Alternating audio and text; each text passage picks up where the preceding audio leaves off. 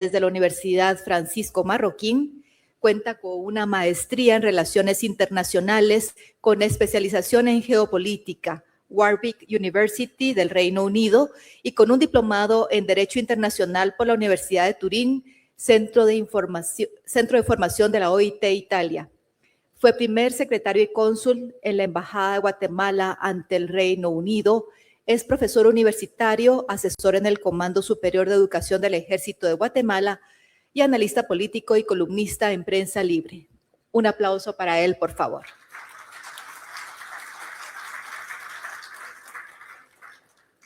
Y dirigirá y moderará este panel Guillermo Velarde, director de noticias de la Red 106.1 y el gerente de proyectos en el reconocido grupo de medios RCN Media. Es licenciado en Ciencias de la Comunicación, cuenta con una maestría en Administración de Empresas, un posgrado en Mercadeo y una maestría en Marketing Digital. En su función actual como director de noticias y gerente de proyectos en RCN, ejerce un papel primordial en la supervisión de la producción general y la línea editorial de noticias y en la gestión de proyectos de gran envergadura para el grupo mediático. Guillermo también ha incursionado en el ámbito empresarial y actualmente es parte de diversos proyectos, principalmente en el área de tecnología y comunicación. Un aplauso para Guillermo, por favor.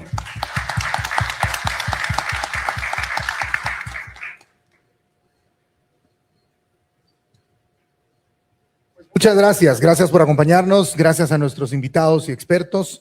Agradezco a todos ser parte de este programa. Y muy importante, me hacían una consulta en la entrevista que me realizaban la AGG, me decían por qué creo que es importante. Y yo les comentaba que considero que es importante lo que hoy vamos a platicar, porque básicamente partimos del análisis del mundo para la toma de decisiones locales. Hoy quiero, después de escuchar las palabras de bienvenida, comentarles un poco acerca de por qué hemos considerado también, por ejemplo, en la Red 106.1, que el tema del análisis económico a nivel geopolítico global es importante y afecta a lo local. Juntos hemos platicado con varios de los protagonistas que me acompañan y creo que mucho hemos ido viendo cómo el efecto Donald Trump nos enseñó que una decisión en un país puede cambiarnos a todos para siempre, en el tema migratorio, en el tema económico y en muchas otras decisiones que se han tomado. Por poner un ejemplo, ¿no? Y que incluso han provocado cambios políticos en toda la región. Temas de seguridad, temas de economía, temas de costos de materia prima, todo está involucrado muchas veces en el tema global.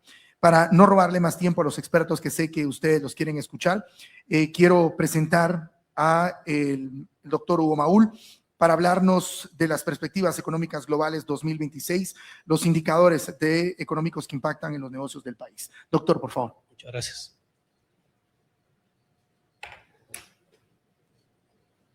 Muy buenos días.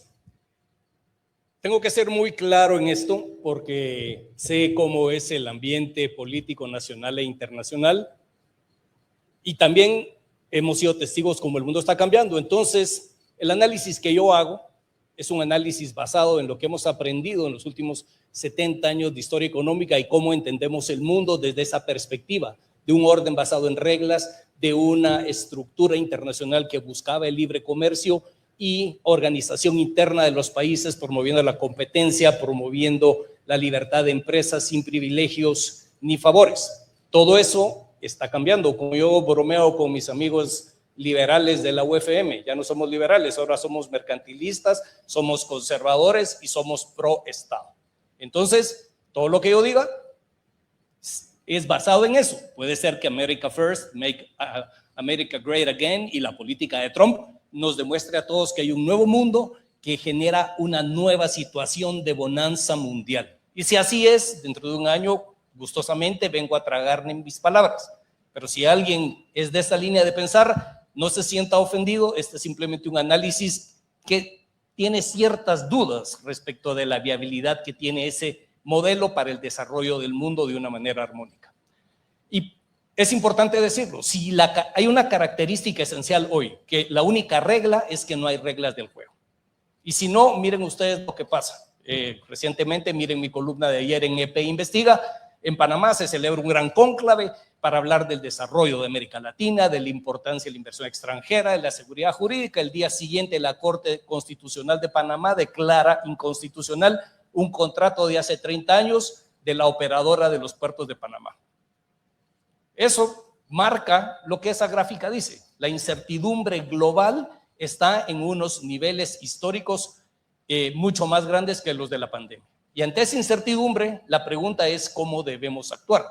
El problema aquí es que realmente no sabemos qué es lo que viene, porque al final de cuentas las decisiones son decisiones muchas veces antojadizas o que en todo caso obedece a criterios geopolíticos o criterios puramente políticos, y para eso tenemos a Luis Fernando y a Roberto que nos van a aclarar.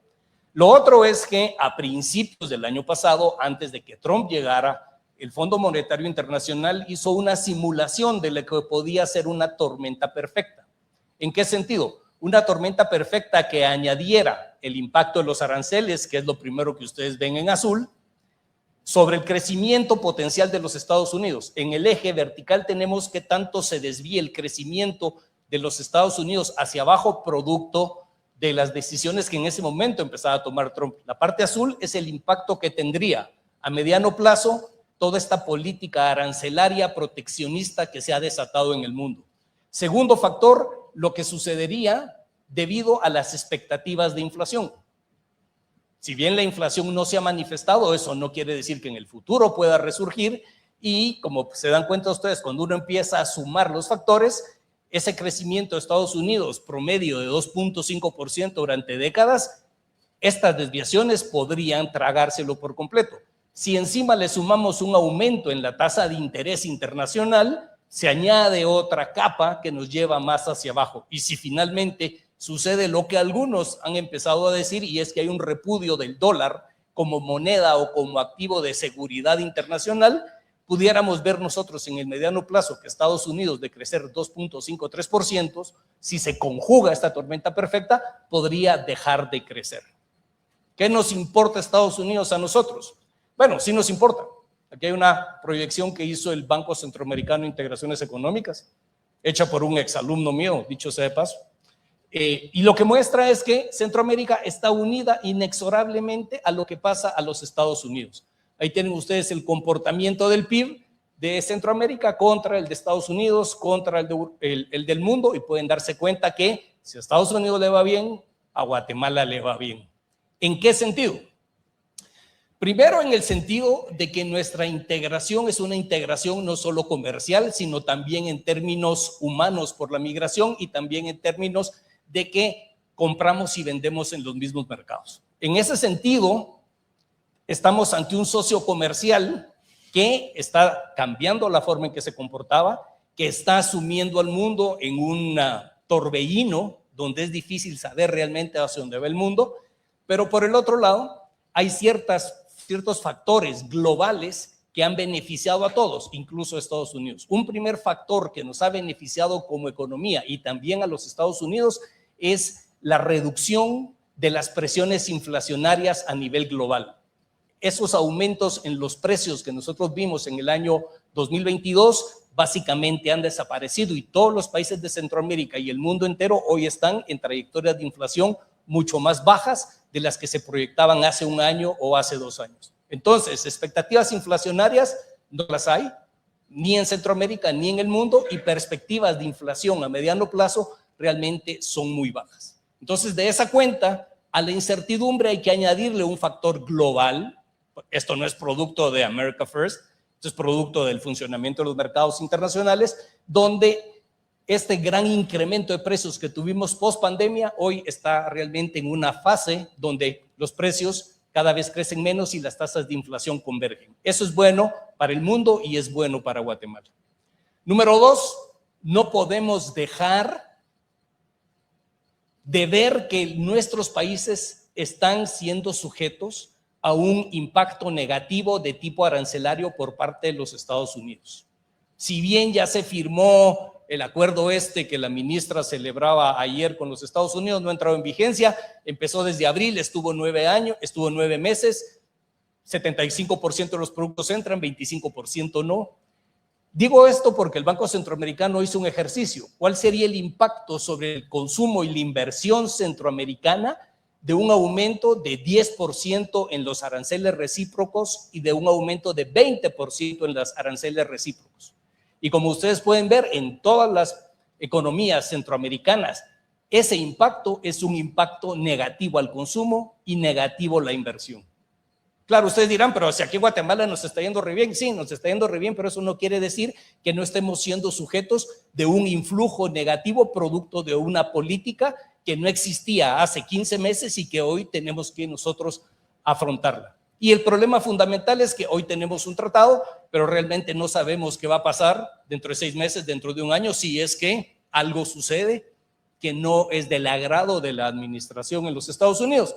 Y pueden darse cuenta cómo el impacto es diferencial en Centroamérica, pero en términos generales, de expansiones en el consumo podríamos pasar a contracciones en el consumo. Lo mismo con la inversión. Esto es importante para no confundir. Uno puede parecer que está sano, pero adentro de su cuerpo uno puede estar teniendo un proceso de enfermedad, una infección, que uno debiera tomar en cuenta antes de echar las campanas al vuelo. O sea, por el hecho que no esté tosiendo, no quiere decir que no tenga una neumonía en este momento.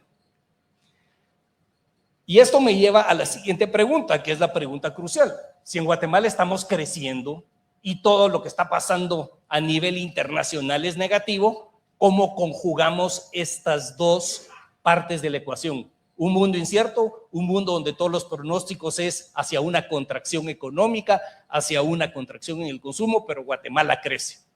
Pues la razón principal, y estas son estimaciones que hemos hecho en el CIEN, es que hemos tenido un efecto adicional de ingreso de remesas cercano a 2.520 millones por encima del mejor pronóstico que hacíamos en 2024. El área que miran ustedes sombreada es el exceso por encima del mejor pronóstico de nuestros modelos en agosto de 2024. Y no es por presumir de los modelos, pero este modelo que manejamos es un modelo que ha predecido muy bien las remesas mes con mes durante los últimos 20 años.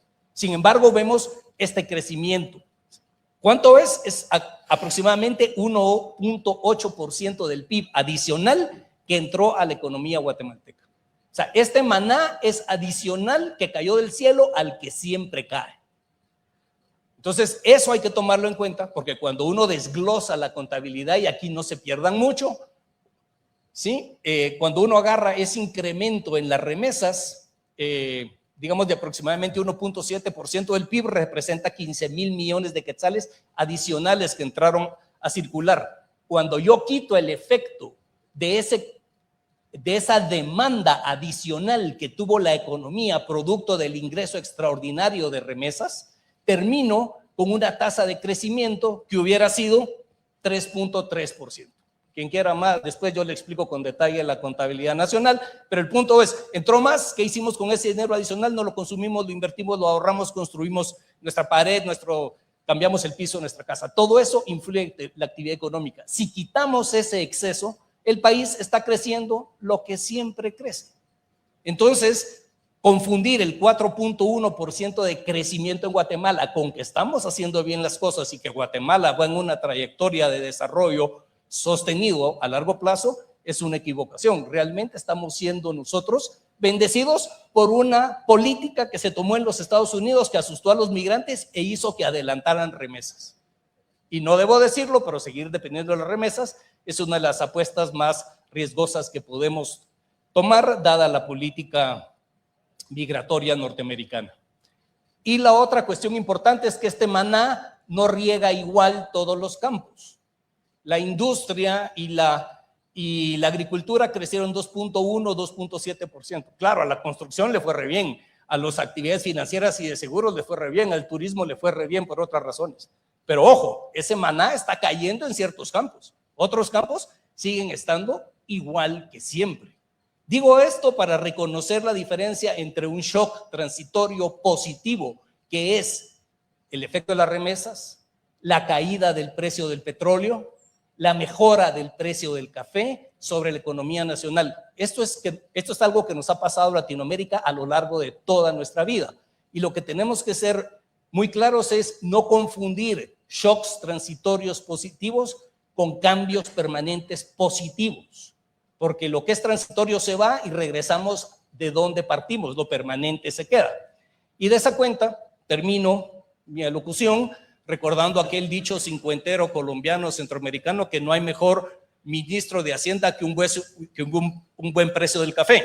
Si al buen precio del café le suman unas buenas remesas y si a eso le suman una rebaja al precio del petróleo, no me extraña que cuando se analiza la confianza en el sistema económico por parte del Banco de Guatemala estemos por encima del 50%. Pero en realidad, si resumo esto es producto de una coincidencia favorable para Guatemala, pero estructuralmente seguimos teniendo el mismo reto de siempre.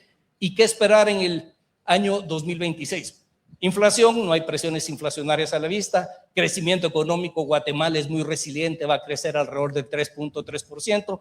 El déficit fiscal y las presiones fiscales no van a sacarnos de esa senda. Y en términos generales, es lo que yo siempre digo en este tipo de perspectivas. Guatemala siempre es más de lo mismo, ahora en un mundo más incierto y más peligroso. Gracias. Muchas gracias, doctor Maúl. Llega el turno ahora de escuchar la presentación relacionada a la geopolítica América Latina de tendencias y riesgos con Luis Fernando Andrade Falla, con un momento crucial para nuestro continente. Venezuela nos demostró también, y El Salvador nos demostró también, y Costa Rica el fin de semana, porque hay que prestarle atención también a América Latina. Adelante, por favor. Muy buenos días, agradezco la invitación de la Asociación de Gerentes de Guatemala en un momento en que el mundo efectivamente está en un proceso de transformación. El liderazgo de los Estados Unidos está de por medio y para entender la evolución del rol de los Estados Unidos me voy a permitir hacer algunos señalamientos históricos porque ilustra cómo los Estados Unidos ha ido perdiendo a lo largo de los últimos 80 años el predominio que tenían a partir del término de la Segunda Guerra Mundial, cuando ellos tenían el dominio de no solo como fuerza decisiva de la Segunda Guerra Mundial, sino el monopolio de las armas atómicas. Hoy en día ya son varios países que cuentan con esa capacidad.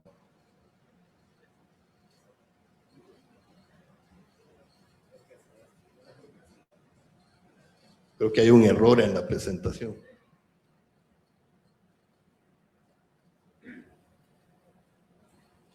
En la Guerra Fría, los Estados Unidos logra al final imponerse a la Unión Soviética porque era un conflicto ideológico, político que se impacta a todas las regiones del mundo. Hubo guerras ideológicas en América Latina y el Caribe, en el África, en Medio Oriente y en el Asia. No hubo región que escapara a la confrontación que los Estados Unidos y la Unión Soviética indirectamente tenían.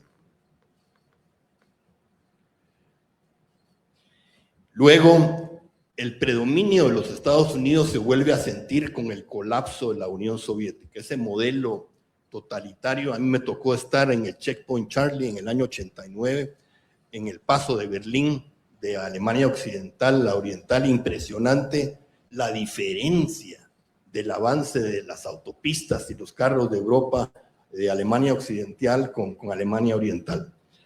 Luego, este colapso en Europa del Este que tiene muchos factores, porque así como Trump es disruptivo, hubieron varios factores que aceleran el colapso de los sistemas autoritarios. Fue la elección del Papa Juan Pablo II, que con una personalidad extraordinaria, yo diría audaz, polaco, que sufrió el nazismo y el comunismo, desafía los regímenes de Europa del Este visitando su propio país. Se acelera entonces ese colapso autoritario en Europa del Este y se inicia un proceso muy interesante hacia democracias, economías de mercado y procesos de integración política y económica, lo que hoy se conoce como la Unión Europea. Ese es un factor histórico, lo que hoy es la Unión Europea con sus desafíos. Dentro de ese marco, muy importante entender la unificación alemana, que Alemania es la economía más importante de Europa. Luego, la propia desintegración de la Unión Soviética. Aquí es donde los Estados Unidos adquiere un nuevo predominio en el mundo. Y luego la OTAN, que por primera vez interviene en una guerra, era una formación defensiva, pero en el caso de Yugoslavia, que era otra zona de influencia soviética, intervienen exitosamente. Entonces, los Estados Unidos inicia un nuevo periodo de influencia global. Sin embargo, en la década de los 90 habían ya varios factores que preocupaban. Por primera vez se dan ataques terroristas en los sótanos del World Trade Center en el año 93 y ataques terroristas en embajadas en África, en el 98 en Kenia y en Tanzania. Irán, que es un fenómeno en Medio Oriente que amenaza la existencia de Israel, a partir de 1979 sigue siendo un factor desestabilizador en el mundo. En el caso de Cuba, a pesar del colapso de la Unión Soviética, el régimen cubano en el Caribe se sostuvo.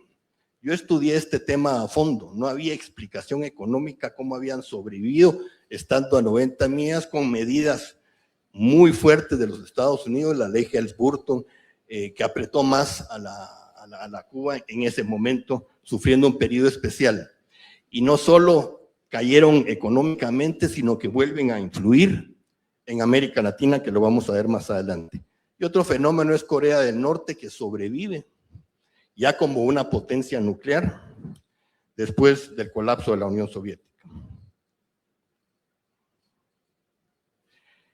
Empieza una transición a un mundo unipolar que se está quedando ya en el pasado. ¿Qué fue lo que hizo Estados Unidos? Promocionar con mucha fuerza la globalización económica que hoy está cuestionada por los mismos Estados Unidos, y un desarrollo tecnológico a través de las comunicaciones y el Internet. Sin embargo, empieza a haber un proceso de seguridad que no se había percibido por ese mundo unipolar que sorprende a los Estados Unidos. En el tema de China, y esto es lo irónico, China en los años 90 se incorpora a la Organización Mundial del Comercio por los Estados Unidos, con el objetivo de acercarlos a Occidente y que su economía, que venía creciendo, fuera un aliado de Occidente y posiblemente transformar el sistema político interno. ¿Cuál fue la sorpresa en el mundo? Siempre hay sorpresas no previstas.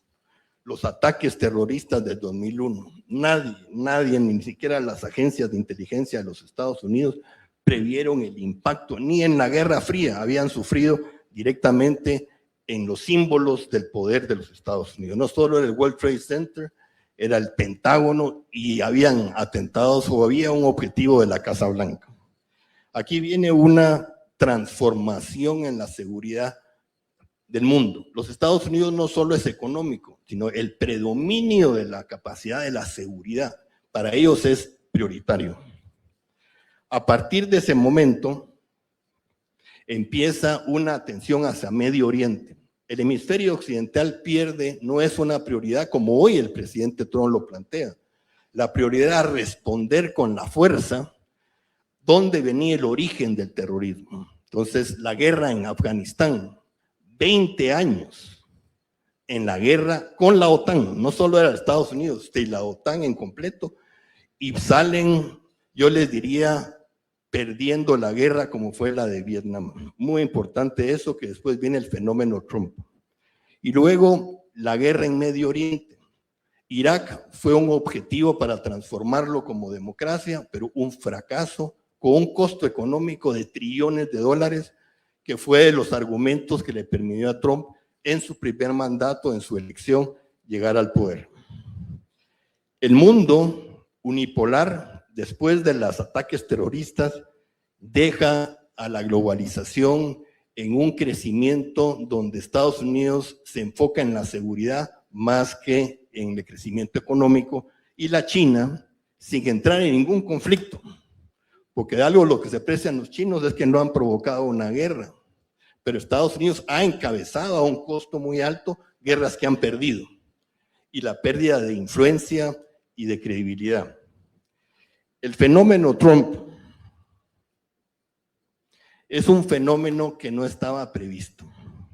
Los partidos republicanos y demócratas tienen una estructura muy fuerte y el que llega a ser candidato es parte de un proceso muy difícil de romperlo. Ya hubo un empresario anteriormente llamado Ross Perot de Texas que quiso iniciar una campaña fuera del bipartidismo y no le fue bien y dividió al Partido Republicano.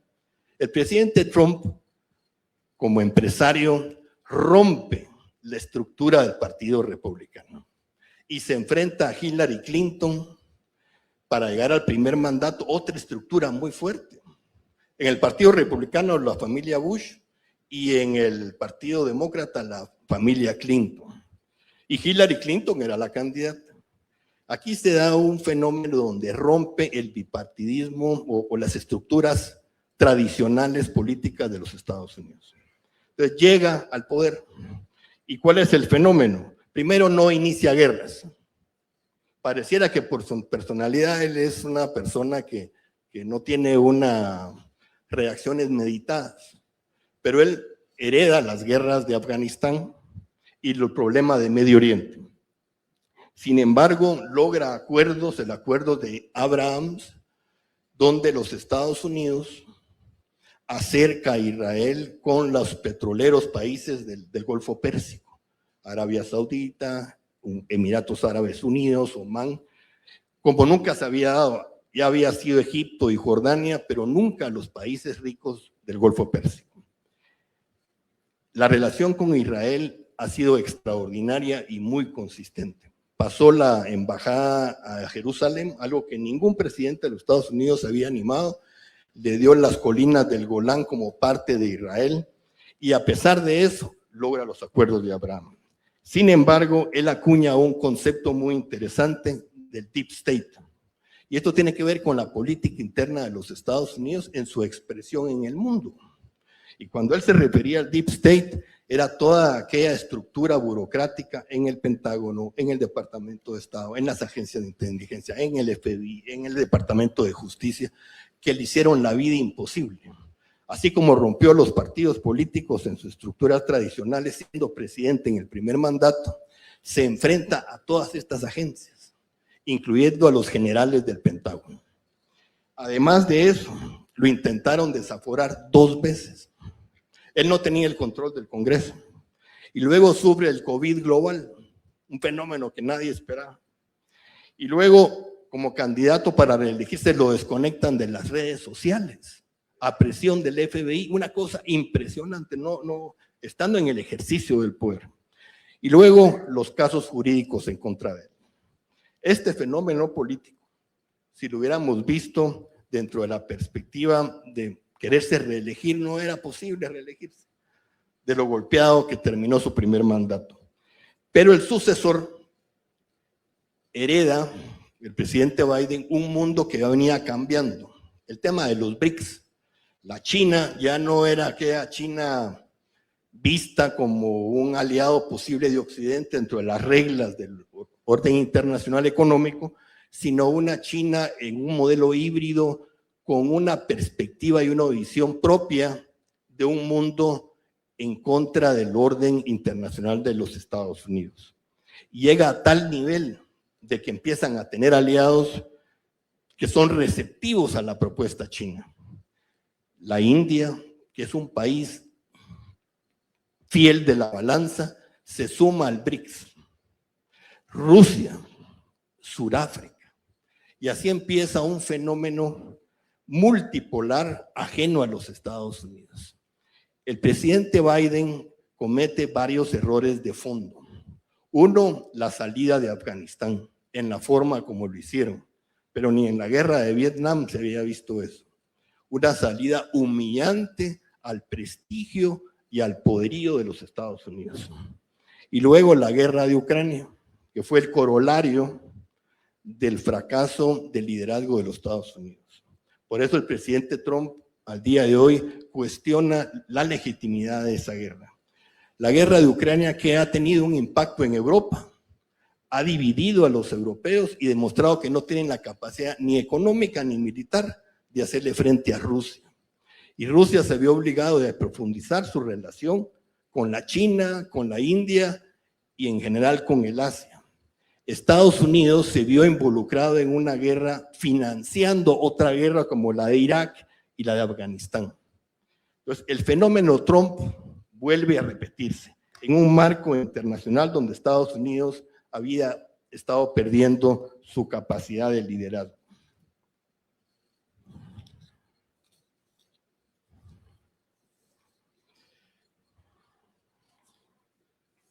En el segundo mandato, que fue otro fenómeno, logra un mandato popular, a pesar de todos los cuestionamientos, logra un récord popular y electoral, el control de las dos cámaras del Congreso y una experiencia del primer mandato donde no quería tener ningún problema con el Deep State.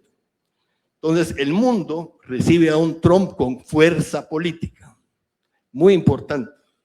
¿Cómo se traduce esto dentro de un concepto nuevo de geopolítica global? El presidente Trump plantea ya un documento guía sobre la seguridad del mundo y cómo Estados Unidos recupera el liderazgo que tenía de la Segunda Guerra Mundial, posguerra fría, del mundo unipolar. Hoy están a la defensiva. Ya no es el predominio absoluto en el mundo como lo hayan tenido antes. Consciente de eso, recurre a la fuerza militar para arreglar ciertos puntos con una inteligencia geopolítica que a mi criterio fuera de lo común. Se desplaza a una posición defensiva en el caso de Ucrania, se vuelven negociadores, ya no actores, para responsabilizar a Europa económicamente y militar, concentrarse en el Asia y concentrarse en el hemisferio occidental. Por razones de tiempo, la parte del hemisferio occidental la vemos en una forma que sí transforma la relación con Estados Unidos. Lo vemos primero con Venezuela. El caso de Venezuela se volvió una extensión de Cuba. A mí me consta la relación de discípulo de Hugo Chávez con Fidel Castro. Era impresionante, una réplica del modelo, una extensión geopolítica de Cuba, a pesar de que quedaron muy golpeados en la Unión Soviética y con una influencia ideológica en movimientos socialistas en América Latina. Hubo una ola de países que crearon a la CELAC. La CELAC sin Estados Unidos y Canadá como plataforma para China. Y China, con mucho sigilo, ya está en América Latina en la parte económica, comercial y en infraestructuras. El presidente Trump inicia con el tema del Canal de Panamá. Ese canal era una parte muy importante para Centroamérica, pero ya puso en perspectiva el interés de controlar el Canal de Panamá por el tema de China. También la intervención militar en Venezuela tiene un impacto en Cuba, como lo estamos viendo. Creo inteligente la forma de la transición, como lo vienen haciendo con Venezuela. Tienen a México en un modelo económico de dependencia. El 80% de la economía mexicana depende de los Estados Unidos. Entonces, en el caso de Guatemala, en las transformaciones que se están dando, el acuerdo que no se sabe, que es de aranceles recíprocos, que fue a la fuerza, no estaba previsto, con incapacidad gubernamental, opaco, se impuso el silencio, no se podía discutir sobre esto. Era una cosa impresionante cómo arrinconan a Guatemala. Y se firma un documento que no sabemos exactamente el alcance. Para efectos de las empresas y de las perspectivas que tiene Guatemala ya está en el radar geoestratégico. El Comando Sur está presente en Guatemala, en el tema del puerto, y eso es de largo plazo, no es un tema de circunstancias. Las oportunidades son cómo hacer Guatemala un país confiable, estratégicamente a los Estados Unidos, en infraestructura de logística. Lo que hoy tenemos como cuellos de botella son una gran oportunidad. teniendo al Comando Sur. La cooperación coreana hizo un estudio sobre infraestructuras del área metropolitana. No es una agenda integrada, son agendas dispersas. Los aliados de Estados Unidos en el hemisferio frente a China es Corea, es Taiwán y es Japón. Y en algunos casos de seguridad Israel. Guatemala tiene que hacer un replanteamiento estratégico en su relación con los cambios del mundo y su relación con Estados Unidos. La confrontación con China es una confrontación de largo plazo. No podemos estar con ambigüedades y las perspectivas del mundo, que es muy importante entenderlas, tienen varios componentes. Primero, la política. ¿Qué decisión política vamos a hacer como Guatemala y Centroamérica, que es nuestra plataforma natural, en la política interna de los Estados Unidos? Y les voy a poner un ejemplo. El Plan Colombia fue un plan apoyado por republicanos y demócratas que ayudaron por 20 años a Colombia a reposicionarse en América Latina y en el mundo. En el tema militar, tener muy claro cuál es nuestra posición militar dentro de la dinámica que se está desarrollando en el mundo y en las partes económica, tecnológica, de energía y sobre todo de cooperación de seguridad. Si Guatemala no llega a entender todas las variables, porque hemos sido una economía o una relación de remesas, una relación de migrantes y una relación de trasiego de drogas. Esa ha sido básicamente la relación con Estados Unidos. Para hacer un replanteamiento desde la perspectiva de las empresas y de las oportunidades que esto representa, el sector privado de Guatemala tiene que entender la implicación de los temas de la seguridad. No solo es temas empresariales, porque tienen coletazos. Para que haya un entendimiento con Estados Unidos, tienen que tocarse todas las aristas, para que seamos socios confiables. El sector privado depende del sector público. El sector público es el que dirige las políticas internacionales, no es el sector privado o las empresas. En Estados Unidos se está dando un fenómeno donde el America First son las inversiones primeros en Estados Unidos.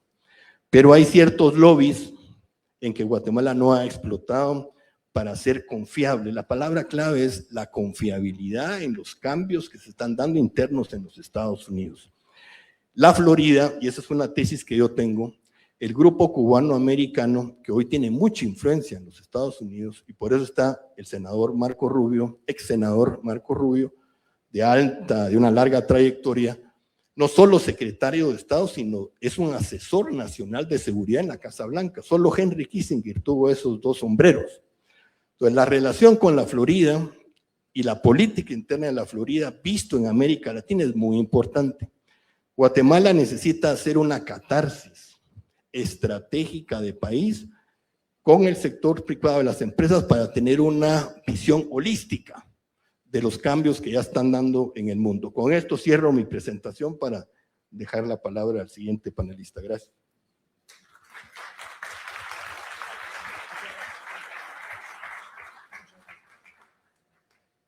Vamos a ahora invitar al licenciado Roberto Wagner para hablar de la estrategia de seguridad de los Estados Unidos, todo lo que hemos visto, Venezuela, Groenlandia, en general, la estrategia que está utilizando en este momento. Adelante. Muchas gracias. Y bueno, sí, siguiendo precisamente en la línea tanto de Hugo como Luis Fernando, hace unas semanas se celebró la reunión anual del Foro Económico Mundial. Y tal vez el discurso, en mi opinión, el discurso más importante, todos, claro, le ponen atención a Trump. Hubo discursos muy interesantes, pero para mí el discurso tal vez más valiente fue el del primer ministro de Canadá, Mark Carney, que viene y dice: no estamos atravesando una etapa de transición, sino que estamos atravesando una etapa de ruptura. Y eso es, y lo dijo de una forma muy valiente, porque también viene y reconoce en un momento dado que llevamos años de estar viviendo en una mentira. Y eso es algo que, digamos, como que las relaciones internacionales, los funcionarios internacionales como que fueron promoviendo, digamos, esta mentira. O sea, condenemos a Rusia porque invadió Ucrania y qué horrible, los diferentes frentes de ataque de Israel, y vamos a hacer una resolución condenatoria y trabajo bien hecho.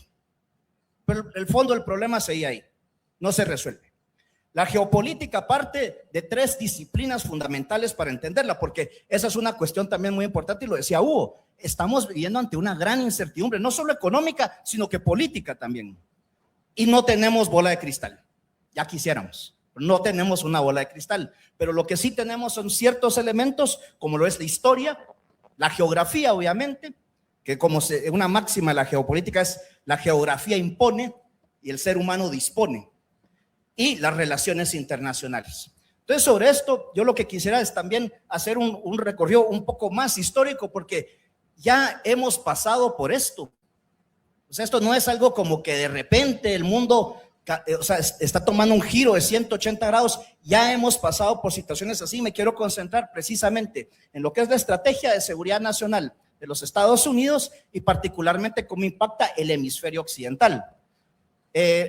Entonces aquí quisiera hablar precisamente de lo que es en su momento ahora, lo que fue la doctrina Monroe, 1823, América para los americanos, que básicamente lo que decía es: no queremos competencia de las potencias europeas en el hemisferio occidental. ¿Y cómo no va a ser esa competencia? Pues la negociamos. La compra de Luisiana, que fue desde el estado de Luisiana hasta Minnesota en el norte, se lo compran. Y curiosamente la compra de Alaska también, que era Rusia. Alaska era de Rusia. Y los Estados Unidos se la compran y dicen: no queremos tener la presencia de las potencias europeas en la región. Hay 3 excepciones, una nos afecta a nosotros, lo que fue la costa Misquito en Nicaragua, las islas de la Bahía en Honduras y claro, el caso de lo que en ese entonces era la Honduras británica, hoy en día Belice, que fueron la excepción. Pero está ese primer punto importante. Luego tenemos el corolario Roosevelt a la doctrina Monroe, publicado en 1904, donde Teddy Roosevelt básicamente decía: los Estados Unidos no tienen interés en invadir a ningún país bañado por las aguas del Mar Caribe, a menos que su seguridad nacional o los intereses de sus empresas se vean amenazados. Esto surge, curiosamente, porque Venezuela tenía grandes deudas, tanto con Alemania como con Reino Unido. Y cuando los ingleses iban a cobrar las deudas, la Fuerza Naval de los Estados Unidos los detiene y dicen: ¿y ustedes qué? Recuérdense la doctrina Monroe. ¿Cuánto les deben? Pagan esas deudas y después da una declaración muy fuerte. Roosevelt dice: cuando ciertos países en la región no pueden llevar su economía, sus finanzas y su política en orden, necesitan de un país más civilizado que lo haga por ellos. Todos pegamos el grito al cielo en América Latina y como respuesta a eso se creó la Unión Panamericana, que hoy en día es la Organización de Estados Americanos. Pero nuevamente hay un proceso. Durante la Segunda Guerra Mundial tuvimos lo que fue la política del buen vecino, promovida por el sobrino de Teddy Roosevelt, Franklin Delano Roosevelt. Y ahí existían 2 elementos fundamentales que tenemos que tomar en cuenta, y el caso de Guatemala es muy, muy particular. Pasó en varios países de América Latina. Es primero, ¿qué sucede si la causa de la guerra se prolonga? Y había mucho miedo de parte de Estados Unidos con el caso de Japón, ¿no? El imperio del sol naciente, que cada vez, digamos, era más expansivo. ¿Qué pasa si vienen y deciden cruzar el Pacífico y intervenir en el hemisferio occidental? Tenemos primero, para financiar la guerra, asegurar los recursos del hemisferio occidental. Y segundo, si en caso se atreviesen, digamos, una potencia extranjera a tratar de invadirnos, tenemos que tener puntos claves de defensa en la región. No es casualidad, pasa aquí en Guatemala y pasó en otros lugares. Se construye la calzada Roosevelt, se construye el hospital Roosevelt y se dejan los planes para lo que fue la construcción, digamos, de lo que es el aeropuerto de Escuintla, que posteriormente se crea la brigada de paracaidistas del Ejército de Guatemala. Hoy en día este aeropuerto, pues que está en proyectos de remodelarlo, que es de aeronáutica civil. Pero tenemos todo esto. O sea, ya no es algo nuevo que Estados Unidos en un momento dado viene y toma este tipo de decisiones. Y como muy bien decía el embajador Andrade, llega un momento en el siglo XXI que dejan un vacío de poder. Yo sostengo la tesis, por ejemplo, en el caso de Venezuela, Chávez aprovecha mucho eso. Pero tenemos esta situación y entonces, ¿qué es lo que viene y se nos presenta? Se publica en noviembre del año pasado. La Estrategia de Seguridad Nacional de los Estados Unidos 2025-2026, que para el hemisferio occidental toca 4 puntos particulares, específicos. Uno, siempre, la seguridad fronteriza y la migración, que es el caso, y uno cuando se mete ahora a las redes sociales, a YouTube, ahí está ese famoso anuncio, la frontera está cerrada, no hay nada mejor que en estar muerto. Y entonces, pero está esta situación porque lo que se busca es generar ese desincentivo. Ya pasó durante el primer gobierno de Trump, la separación de familias, porque se busca desincentivar a los latinos a que migremos a Estados Unidos. Y ahora tenemos el tema de ICE, que, digamos, o sea, y lo que vemos en las noticias es esa brutalidad, digamos, en el uso de la fuerza, pero que lo que busca es decir, miren qué miedo, no vayamos a Estados Unidos. Entonces, ese es el tema de la seguridad fronteriza y migración. Siempre la lucha contra el narcotráfico y crimen transnacional, que siempre es parte de la agenda tradicional que Estados Unidos ha tenido con nuestros países, pero lo que ahora, digamos, yo la llamo doctrina Trump, algunos le dicen Don Roe, por esa mezcla entre Donald y Monroe, o algunos dicen el corolario Trump a la doctrina Monroe, que básicamente es la doctrina Monroe, solo que esta vez es con esteroides. Y entonces, ¿qué es lo que sucede? Ahora ya no es tanto la competencia de las potencias europeas, es la competencia de nuestros nuevos rivales, específicamente China. Está el tema de Rusia, que explica mucho lo que estamos hablando, que hasta hace un mes nadie estaba hablando de Groenlandia, pero ahora está posicionado ese tema porque viene y dicen cualquier expansión rusa, por ejemplo en el Pacífico Norte, ahí está Alaska, pero si es por el Atlántico Norte, entonces ahí tendríamos Groenlandia. Y afectan fuertemente, yo creo que en gran parte, por eso fue muy valiente el discurso del primer ministro Carney, porque afecta fuertemente a Canadá, prácticamente los encierran.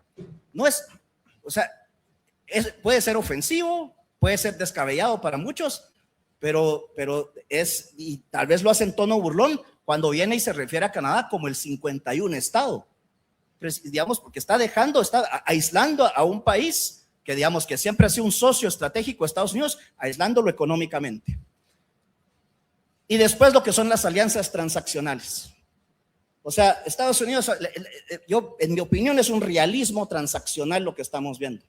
En el 400 antes de Cristo lo publica Tucídides cuando habla del debate meliano. Los poderosos toman lo que pueden y los débiles aceptan las consecuencias.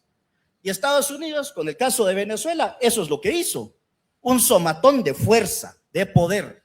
Sí, está el tema del petróleo, pero lo que realmente están diciendo es, no nos gusta que nuestro petróleo, que está bajo sus tierras, se vaya a China. Ya pasó, en el 71 pasó con la primera crisis de petróleo y había gente que literalmente afuera de muchas de las embajadas de países productores de petróleo tenían rótulos que decían liberen nuestro petróleo que está bajo sus arenas. Nuevamente es esa posición imperial que se llama como la geopolítica imperial, porque yo le asigno la potencia, un valor geopolítico a otro territorio y de repente tenemos un problema. Y lo que están diciendo es, yo esto o lo logro, o compro Groenlandia, o la negocio con ustedes, o les pongo aranceles, o pues llevo a cabo una operación militar como la que hice en Venezuela. Y verdad, y perdónenme, yo sé que no se trata tanto de indignarse, pero es que es la realidad que estamos viviendo.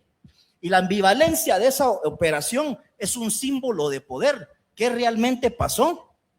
Que si hubo una conspiración desde adentro, de que las armas que se usaron, esta cuestión de esa ambivalencia también es una cuestión de poder. Y como bien decía el embajador Andrade, ahora dejó al resto de países en la región diciendo, ¿quién sigue? Preocupados. Entonces nuevamente estamos viendo, es una especie, si lo quieren poner más vulgar, es una especie de bullying político, pero es la realidad que estamos viviendo y es lo que dijo el primer ministro Carney, es una etapa de ruptura. Y entonces, ¿cuál es el gran problema, digamos, en aras del tiempo, para mencionar lo que realmente molesta y preocupa a los Estados Unidos? Ya lo habían mencionado antes, pero el problema de China.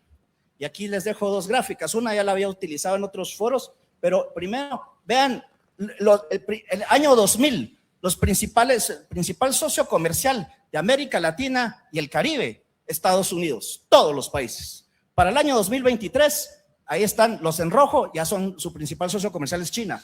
Y por eso el discurso de toma de posesión sobre el canal de Panamá voy a recuperar el canal de Panamá. ¿Por qué? Porque de Centroamérica el único país que su principal socio comercial dejó de ser Estados Unidos y es China. Pero el segundo mapa también sumamente interesante son las diferentes inversiones y procesos de infraestructura chinos en la región. Eso es lo que no le gusta a Estados Unidos. Eso es lo que Estados Unidos considera como su principal amenaza en este momento. Y la postura que están tomando, y en el caso de Guatemala, prácticamente nos están diciendo, miren, ya saben con quién tienen que hacer negocios. Pero los recursos de la región, lo dijo Marco Rubio, son de nosotros. No comparen lo de Venezuela con Irak y con Afganistán y todo, porque esa es otra parte del mundo. En cambio, esta es nuestra parte del mundo, este es nuestro patio trasero. Estamos regresando a esa situación y comparto para terminar algunas palabras que se dijeron. Guatemala tiene un valor geoestratégico muy alto y eso es lo que estamos viendo, los diferentes convenios que estamos viendo. Pero estoy completamente de acuerdo con mis colegas, es una cuestión que está, la importancia, eso es por el valor, la ubicación que tenemos y el trabajo que se está haciendo entre los cuerpos de ingenieros de Guatemala y el de Estados Unidos. El recuperar la ampliación de Puerto Quetzal, el activar vías ferroviarias y crear una zona es multimodal en Escuintla. Pero nuevamente, ojo que si bien unos lo pueden ver como una cooperación económica, técnica, de infraestructura, los Estados Unidos lo están viendo como nuevamente una recuperación para asegurar recursos en la región y en un momento dado también garantizar su seguridad nacional. Muchas gracias.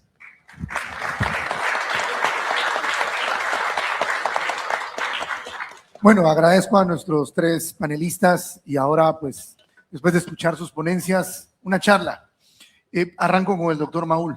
Doctor, vemos que lo macroeconómico parece un blindaje para Guatemala.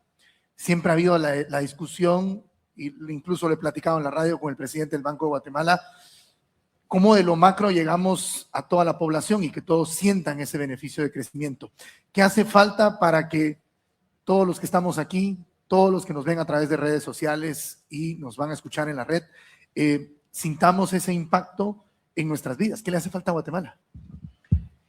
Bueno, esa respuesta 15 meses antes hubiera sido de otra manera. Hoy tiene que ser en torno a lo que decía Luis Fernando y Roberto. Tenemos que a la carne, diría yo, porque estamos obligados, porque estamos en el traspacho de Estados Unidos, pero también hay otras potencias con las que Estados Unidos no tiene ningún problema. Lo decía Luis Fernando, tenemos que ver cómo ampliar esas relaciones, tratados, comercio, etcétera. Entonces, primero reconocer eso. Yo particularmente soy pro Taiwán, lo digo aquí abiertamente, pero siguen habiendo algunos que piensan que este es el momento de irnos con la China comunista. Bueno, o sea, quienes así lo piensen, creo que ese es un error gravísimo hoy. Número dos, los retos que tenemos hoy son los mismos de hace 24 o 36 años, ¿sí? Y el problema es que no actuamos donde realmente tenemos que actuar. Son todos esos rezagos que tenemos en distintas materias y particularmente en el tema económico. El principal problema que tenemos, y lo hemos hablado miles de veces, es generación de empleo. Si los guatemaltecos no van a poder seguir migrando a la misma tasa a los Estados Unidos, vamos a tener nosotros una cantidad de trabajadores que antes se iban, que hoy van a estar acá, presionando por los recursos nacionales sin oportunidad de poder generar esas plazas de trabajo para que se puedan insertar. Y aquí el asunto fundamental, nos guste o no nos guste, es que tenemos que seguir haciendo negocios con Estados Unidos, y siendo una economía tan grande podemos seguir básicamente en la senda que llevábamos marcada de desarrollo. Yo hablaba, por ahí está Luis Óscar, creo, no sé si ya se fue, pero yo les decía, y si Guatemala recuperara parte de lo que va a perder China y Vietnam, no alcanza la cantidad de empleados centroamericanos. Con que ganemos 0.1% de la participación del mercado de vestuario y textiles, pudiéramos generar 200,000 nuevos trabajos. El problema es que la política interna no se entiende que las reformas que tenemos que hacer son las mismas a pesar de que el mundo cambió. Tal vez ese es el resumen de esto. Tuvimos 40 años para haber adoptado el modelo que explicaba Luis Fernando y no lo hicimos. Ahora el mundo nos cambió y seguimos en lo mismo. Y lo más grave, vos mencionabas 1823, 1904. Hoy tenemos una economía reprimarizada. los principales productos de exportación en Guatemala son azúcar, café, aceite de palma. Entonces, al final volvimos a donde estamos, el mundo volvió a donde estamos. Primero, ser obedientes. Número 2, apostar por lo que apostó el papá de este señor que hoy nos gobierna. Una política de industrialización, pero basada en una industrialización que genere mano de obra. Lamentablemente yo miro mucha confusión en nuestro liderazgo porque empiezan a soñar con soluciones mercantilistas. El mercantilismo le funciona, los privilegios y cerrar las economías le funciona a los grandes países como Estados Unidos. Para nosotros la receta sigue siendo la misma. Economías abiertas deben apostar por mercados externos. Es una respuesta muy general la que doy, pero realmente comprometernos con lo que nos pusimos de meta hace 40 años y hacer. Claro. Embajador, usted habla del efecto Trump. Estamos viendo cómo Donald Trump y su gobierno se están enfocando mucho en las elecciones en países. Laura Fernández en Costa Rica decían, estamos viéndolo desde Estados Unidos. Asfurra en Honduras, estamos viéndolo desde Estados Unidos. ¿Cree usted que veremos más efectos Trump en la región debido a presiones que vengan del norte de decir, este es el candidato que quiero y si no te gusta, al rato ahí está tu caso de Venezuela? Mira, hay una coincidencia, no es necesariamente producto del efecto Trump, pero sí tiene que ver. El caso Milei, por ejemplo, rompe con el peronismo que le ha hecho tanto daño a Argentina, los sindicatos, economías colapsadas recurrentes, pero Milei entra a romper un esquema y se identifica con el trumpismo. Y Trump le gusta tener interlocutores confiables. El fenómeno Bukele es tipo muy listo, se conecta con el Partido Republicano y hace una apuesta al futuro de Trump. Y él tiene éxito en temas de seguridad, pandillas. Y Trump, eso es uno de sus problemas internos. Lo que ha pasado en Chile, que es una democracia muy madura, con una economía, yo les diría, lo más avanzado de América Latina, pese a las coaliciones de socialistas y comunistas, se decantan por primera vez por los herederos del pinochetismo, que era la escuela de Chicago, por el tema de la seguridad. El socialismo ha sido parte de una vinculación con el narcotráfico, y eso se vio en Venezuela y Colombia. Entonces, el efecto en Centroamérica con la reelección del partido oficial en Costa Rica, de una forma mayoritaria, y que Bukele fue a ser el fiel de la balanza, él fue a dar el apoyo unos días antes. Y luego en Honduras, el presidente Trump, como prioritario, se decanta por un candidato que no las tenía del todo aseguradas. Y perdona al expresidente Fernández, yo no entiendo cómo lo hizo, pero la implicación política interna fue crucial. Ahí hubo un cálculo. Entonces, para Guatemala en el futuro, con el fracaso del presidente Arévalo, porque así es mi apreciación, ante los ojos de Estados Unidos, que hay una buena relación protocolaria y de seguridad, pero no política. El presidente Arévalo nunca ha hablado con el presidente Trump. Y en términos internacionales, las relaciones personales, las convicciones, la claridad estratégica ayudan a conseguir aliados y aliados estratégicos. Guatemala pasa ahorita por una oportunidad de una relación de remesas crecientes que es impresionante, que la economía de eso depende, que es un modelo muy vulnerable, de una relación de crimen organizado, transnacional, y de un sistema político ajeno al mundo. Lo que ellos se concentran en su submundo. Y ahí estamos. Y se ha degradado la política. Las corrientes de América Latina de derecha le da, esta es mi tesis, al sector privado. El sector privado organizado y los empresarios deben exigir, a la luz de esto, una representación política renovada. Hay que exigirla para irse en esta corriente que usted está describiendo. Los empresarios políticos de los Estados Unidos, porque es lo que representa Trump, Elon Musk, hay los nuevos capitales, y son capitales que rompen con los recursos digamos, las empresas tradicionales, todas las tecnologías. Y Trump ha tenido la habilidad de condicionarlos a que inviertan en Estados Unidos por el tema de la inteligencia artificial. Entonces, los empresarios debemos, porque yo me identifico, más allá del mercantilismo, en que hay una oportunidad de replantear la relación con Estados Unidos, más allá de lo que hemos visto, y ver al Triángulo Norte como aliados políticos en Honduras, en El Salvador, porque es nuestra plataforma económica natural.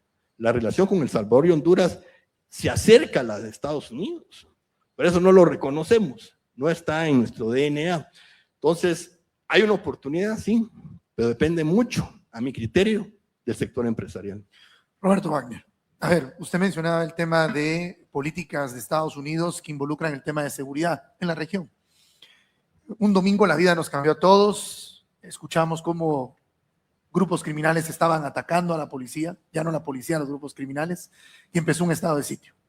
Hablé con muchos empresarios y me decían, uno de los grandes temores que tenemos ahorita es efecto económico, o sea, lo que un estado de sitio puede significar cuando era a nivel nacional. Sin embargo, el efecto no llegó, el estado de sitio hoy no sé si se percibe como estado de sitio, pero lo que sí se percibe es un llamado de atención a un mensaje que Estados Unidos ya estaba mandando. Estos dos grupos criminales para nosotros ya no son cualquier grupo criminal, son terroristas.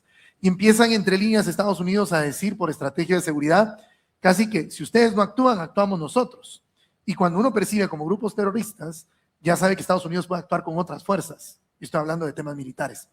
Vea usted Estados Unidos en base a todo lo que hemos visto y todo lo que usted ha explicado, una injerencia mayor de Estados Unidos en temas de seguridad regional a raíz de estos eventos recientes en Guatemala, en México, con narcotráfico y pandillas. Gracias. No, yo creo que sería más logística, realmente. ¿Qué sucede? Entendamos una cuestión, digamos, cualquier tipo de intervención, digamos, militar, como lo que pasó en Venezuela, el caso de Venezuela, digamos, yo creo, estoy de acuerdo, es interesante porque no se cometen los errores que se cometieron en los casos de Irak y Afganistán, digamos, cuando se promueve que es una política que se promueve dentro de la administración de George Bush hijo. Primero, la guerra preventiva. Entonces yo me llevo el conflicto de Estados Unidos, me lo llevo a la otra parte del mundo.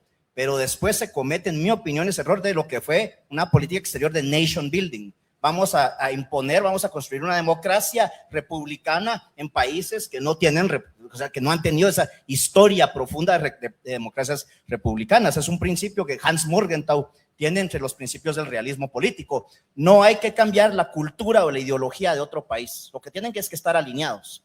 Ahora, el caso digamos, de Guatemala y de otros de nuestros países, la cuestión es un tipo de intervención de ese tipo, a pesar de como lo que decía el corolario Roosevelt. Si un país no puede manejar sus cuestiones internamente, necesita la intervención de un país más civilizado. Eso tiene que conllevar también un tema muy delicado porque sí puede generar mayor migración. Creo que ese es un problema, esa es una ventaja que de cierta forma tiene México. Digamos, a pesar de las amenazas con los cárteles de droga y que Estados Unidos está constantemente diciendo, los vamos a bombardear, les vamos a caer encima, ¿hasta qué punto esa es una situación que pueda que le salga el tiro por la culata? Y que si bien estamos viendo todo el tema de la frontera cerrada, creo que es una cuestión, digamos, que tienen que manejar con pinzas y sería más una cuestión que, seamos honestos, ya está pasando. O sea, muchas de nuestras autoridades están ahí con el visto bueno de los Estados Unidos. Entonces, ahí yo creo que sería más un apoyo de esa naturaleza, pero nuevamente es combinar algunos elementos y estoy de acuerdo. Nunca antes siento yo que habíamos estado tan divididos en términos de integración centroamericana. O sea, como bien decía, no es tanto que los presidentes, que hablen el presidente Arévalo con el presidente Trump, pero entre nosotros como presidentes tampoco nos hablamos. Entonces esa situación también, ese es como un divide y vencerás. Y eso es algo que aprovecha el crimen organizado, los grupos de trata de personas y demás. Yo creo que por ahí es donde también tenemos que dar nosotros de nuestra parte para venir y tener ese apoyo. Doctor Maúl, uno de los escenarios claves que se han dado en los últimos días es las negociaciones que se han logrado ya finalizar entre Estados Unidos y Guatemala para el tema arancelario. ¿Cree usted de que las estimaciones iniciales que se tenían del crecimiento económico para el 2026 en Guatemala cambian ahora que se logran estos acuerdos o se mantendrán iguales? Bueno, eso es una excelente pregunta porque precisamente hoy en Prensa Libre la portada decía que los mini vegetales se habían quedado excluidos y no es por hacer una defensa de un sector particular, pero tiene una peculiaridad, emplea a muchas personas en el altiplano en formas no tradicionales de organización y también lleva una derrama. Y lo más importante, está compitiendo con México, que produce lo mismo, más cerca a los Estados Unidos, mejor conectado y con arancel cero.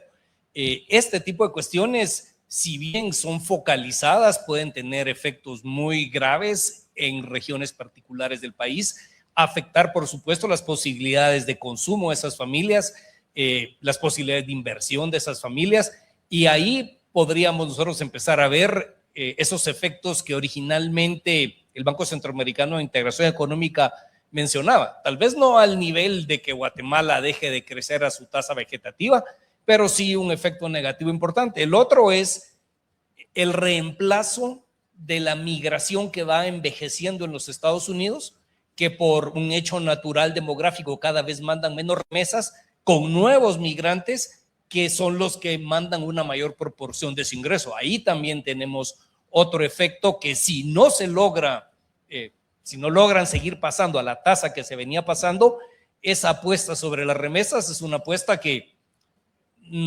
al menos habría que evaluar a mediano plazo, no es que vaya a desaparecer de la noche a la mañana. Y tercero, y es donde la cuestión cambia, digamos, a lo positivo, es si logramos caminar en la dirección que hacía Roberto y Luis Fernando, de poder hacer alianzas donde inversiones norteamericanas puedan venir al país a aprovechar lo que el país ofrece. Pero para eso sí me parece que es crucial que Guatemala estratégicamente consolide esa buena relación que tiene con los Estados Unidos. Y por supuesto un tema importantísimo que yo creo que al final, desde mi perspectiva, es lo que más me preocupa: la corrupción asociada a la política nacional. Es algo que no sé hasta qué punto lo va a tolerar Estados Unidos, porque mientras nosotros tengamos esta política tan contaminada, somos somos propicios a cualquier tipo de infección, sea narcotráfico, sea Al Qaeda, sea los chinos. Ahí hay una reforma pendiente que creo que como sociedad debiéramos entender qué es lo que más nos conviene en esa materia para no estar en conflicto con los Estados Unidos. Si eso se resuelve, creo que hay alianzas interesantes. La alianza con el ejército de Estados Unidos para construir infraestructura es la única forma que yo miro para poder atacar un sector que el país requiere desarrollar, pero que hoy está en manos de grupos asociados a la política que no les interesa el desarrollo. Entonces, divido en dos partes la respuesta. En el corto plazo, yo no siento que hay un impacto muy fuerte, pero sí focalizado. Lo de los mini vegetales me preocupa por el impacto que tiene. Al final, la contribución no es tan grande al PIB, porque es un sector que, si bien genera mucho y genera mucha exportación, cuando ya lo vemos a nivel nacional no es tan grande. El decaimiento de las remesas, eso sí me preocupa, y que no sabemos qué otra cosa se pueda venir porque no somos obedientes. Eso de los impuestos a las remesas fue un simulacro, pero de hoy a mañana me dicen, ustedes guatemaltecos no colaboran, ahí del 20. No lo sé.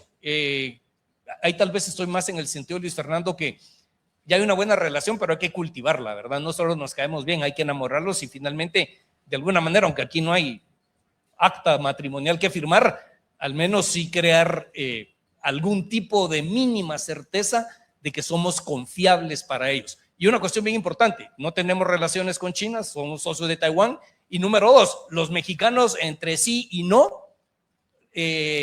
nosotros somos la puerta hacia Latinoamérica, donde ellos pueden mantener una entrada controlada y confiable, no tanto la de los mexicanos que tienen que decidirse qué van a hacer finalmente. Embajador, hay un mundo donde hay demasiada información, incluso aquí en Guatemala hoy es la CC, mañana es el estado de sitio, pasado es la Corte Suprema de Justicia, después el Ejecutivo, después el Congreso. Y muchas veces uno pierde la capacidad de enfocarse en ciertos temas y después esos temas nos alcanzan. Y en temas globales todavía cuesta más.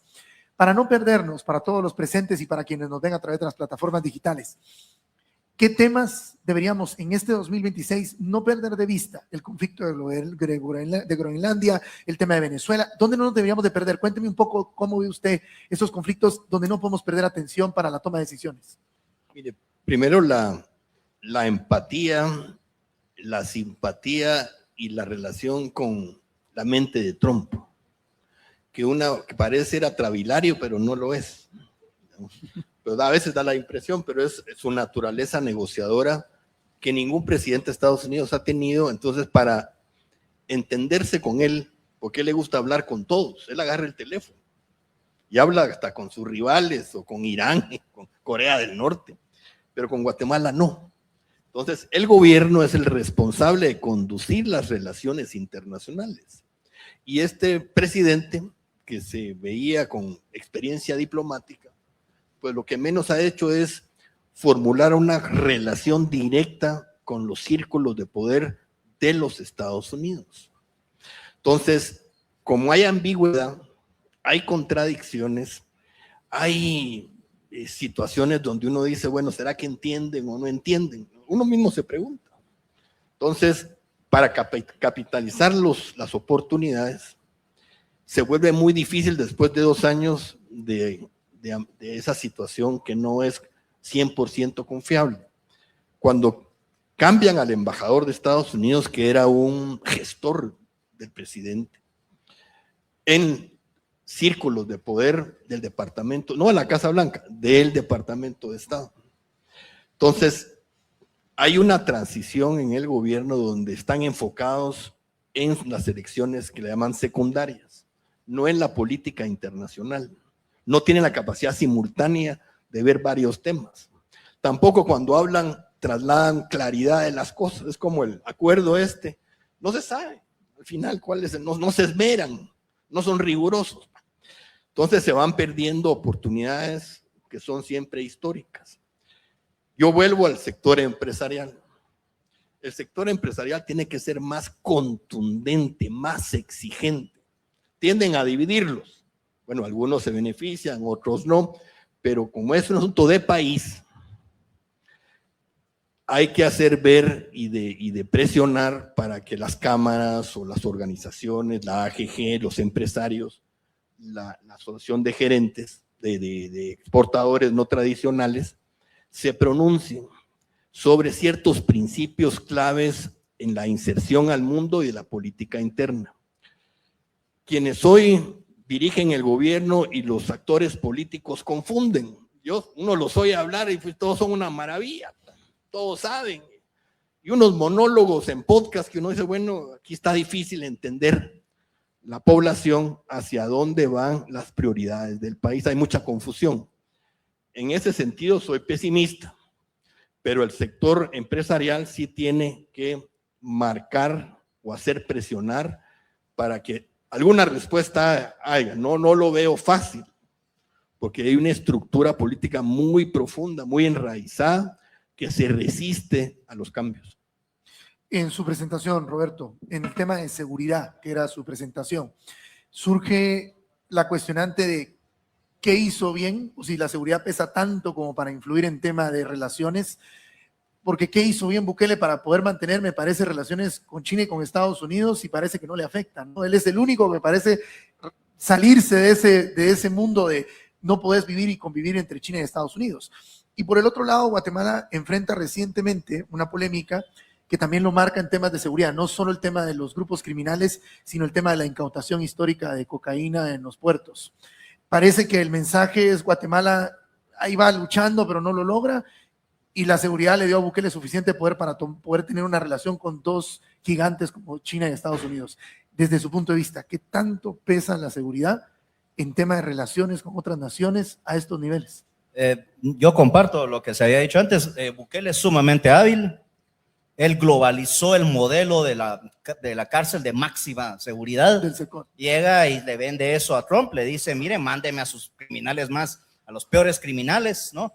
Y entonces, digamos, con eso garantiza, digamos, o sea, le da en un momento dado una salida, digamos, que crea esa relación, digamos, más estrecha con los Estados Unidos, que sí podemos venir y ponernos a criticar un montón de cuestiones y profundizar, hablar del tema económico de El Salvador, pero la cuestión es que de momento está bien, ahí lo ha logrado. Recientemente en Costa Rica, una de las salidas, uno de los últimos actos que logra el presidente Chávez antes de salir es crear también su propio modelo de cárcel de máxima seguridad, apropiadamente llamado CACO, ¿verdad? Por las siglas. Pero nuevamente son cuestiones que, en donde uno viene y evalúa las acciones, las intenciones que están llevando a cabo estos gobiernos. Ahora, sí, y de acuerdo, así como lo que decía Hugo de México, que, o sea, Guatemala es parte como las relaciones, nosotros somos el cordón umbilical con América del Norte y América del Sur. Entonces eso, digamos, es una cuestión sumamente importante, pero que también el problema, y estoy de acuerdo, no lo hemos aprovechado como se debe. Algo que siempre Luis Fernando decía en algunos otros foros que hemos participado, y yo le robo esa palabra, es que falta creatividad en nuestra política exterior, ¿verdad? Estamos muy como estáticos en algunas cosas y creemos que las cosas caen como porque lo que dice la Convención de Viena o lo que dice la Carta de Naciones Unidas. La diplomacia se practica, se ejerce, pero también tenemos que ser creativos en estos sentidos. Y yo creo que el tema de seguridad es uno de los temas de agenda que están pendientes, lo vivimos todos, lo vemos todos en las noticias, y también tenemos que hacer grandes esfuerzos en eso.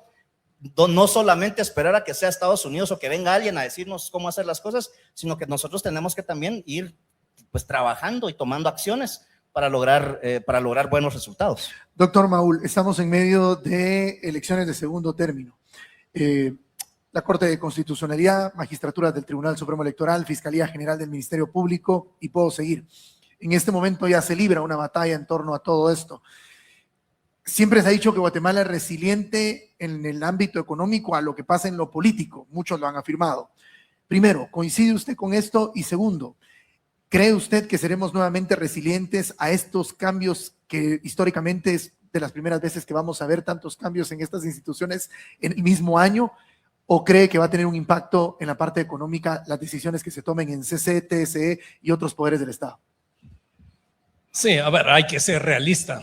Este es ese año donde se cruzaron todos los periodos traslapados. Es el número que multiplicado da, los contiene a todos. No es inusual esto que estamos viviendo en Guatemala, salvo que va a ser mucho y seguidito. Eso, de alguna manera, puede tener un impacto sobre la confianza de los inversionistas en el futuro del país, definitivamente. Pero también hay que enmarcar esto entre todo este gran torbellino internacional donde al final se minimiza. Yo aquí lo que creo es que ojalá los revanchismos los dejemos de lado. Y aquí voy a hablar yo al sector empresarial, aunque ustedes no representan necesariamente a quienes yo me estoy refiriendo. Pero había un grupo muy particular de bastante derecha dura que soñaba que con Trump iban a votar a Bernardo Arévalo. Como yo los molesto, sigo esperando el golpe. O sea, nunca vino. Yo creo que primero esas ideas de quitar y poner, por de pronto no son lujos que nos podamos dar países como nosotros. Este señor está en el poder, lo va a terminar, y creo que como sector empresarial, lo que sí tiene que ser el sector empresarial mucho más sagaz es no dejarse embelezar por las promesas de quienes no marcan realmente, partidos que realmente no buscan una institucionalización del país y superar los problemas que hay de corrupción, de independencia de poderes. Y yo lo que no miro claro es que el sector privado primero esté tomando el reto que les corresponde. Yo sé, ustedes pueden decir, nosotros somos empresarios, no somos políticos. Bueno, pero entonces los políticos son los políticos y los políticos van a hacer lo que hacen. No nos quejemos después. O sea que aquí es no si me toca o no me toca, somos los llamados o no. Siento que ese protagonismo que nos tocó vivir a nosotros, los 90s, 95s, donde el sector empresarial somataba la mesa, mandaba, eso ya no se ve.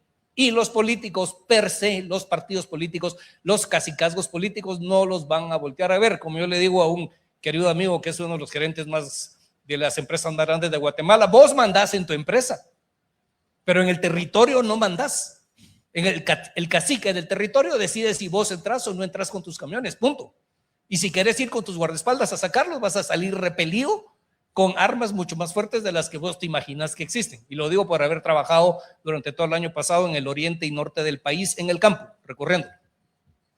Entonces, por ese lado ya no podemos dar por sentado de que hay una institucionalidad. Lo que tenemos es una institucionalidad deteriorada, corrompida, que tiene que ser rescatada.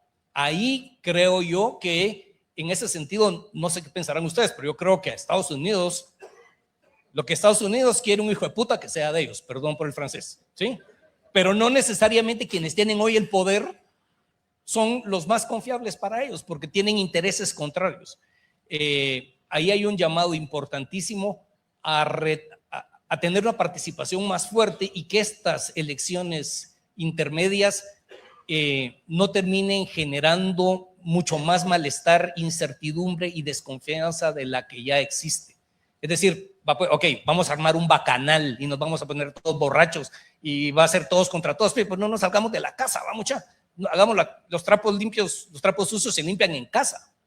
El problema es que esto se expanda, que esto lleve a ingobernabilidad y entonces sí, yo no soy el experto, son ustedes los expertos. ¿Qué va a hacer Estados Unidos? ¿Va a permitir aquí un polvorín y que suba, que tome la Corte de Justicia el que es directamente relacionado con un grupo que ellos no quieren?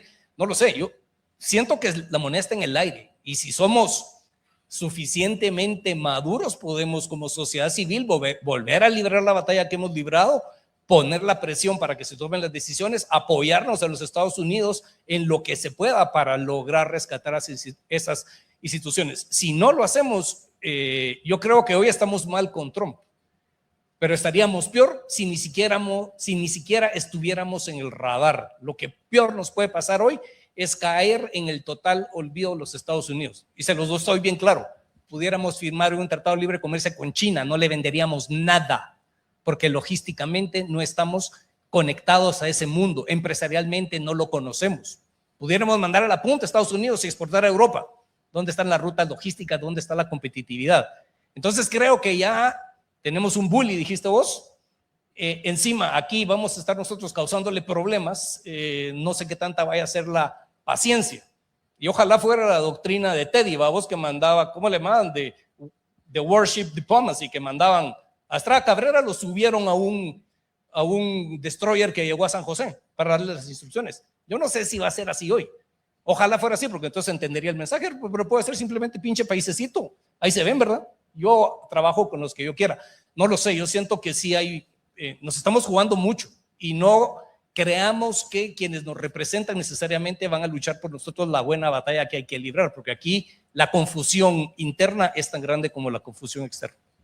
Embajador, ¿cuál debería de ser desde su punto de vista la estrategia diplomática que Guatemala debería de seguir para, primero, mantener una buena relación con el aliado comercial más grande que tenemos, pero segundo, poder entrar en este juego geopolítico evitando riesgos que nos afecten internamente, pero siendo parte de este concierto global? Mire, lo que estamos viviendo es una administración de temas, no hay iniciativas.